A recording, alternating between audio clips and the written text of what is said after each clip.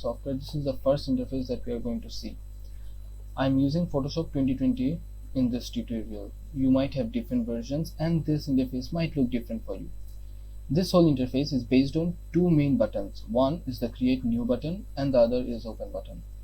The create new button is used to create a new document in Photoshop, and the open button is used to open any existing image or file that is existing in my computer. Let's open two pictures that's saved on my desktop using the open button. We click on the open button, we direct to desktop, and let's select, let's say this. To select multiple, we can press Ctrl and then select multiple pictures like this or this. Okay, let's not select this. Let's work with this too. Click on open.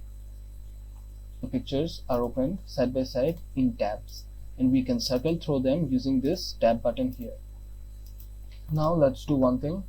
Let's set up the workspace to essential so that my interface and your interface looks the same and it's easier for you to work like that.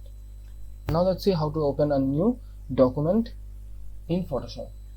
Let's go to files. Oh, you can also use this open here from the drop down menu of files to open new pictures. Let's create a new document now.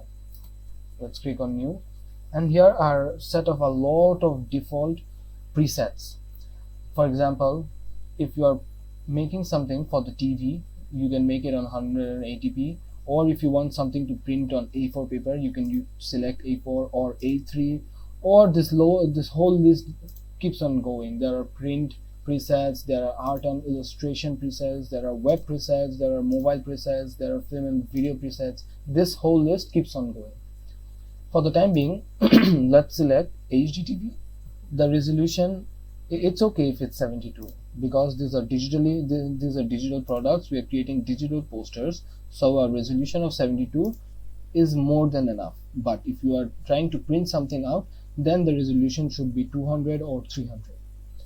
Let's keep all the other options as it is and then press create. So now we have a whole new workspace to work in.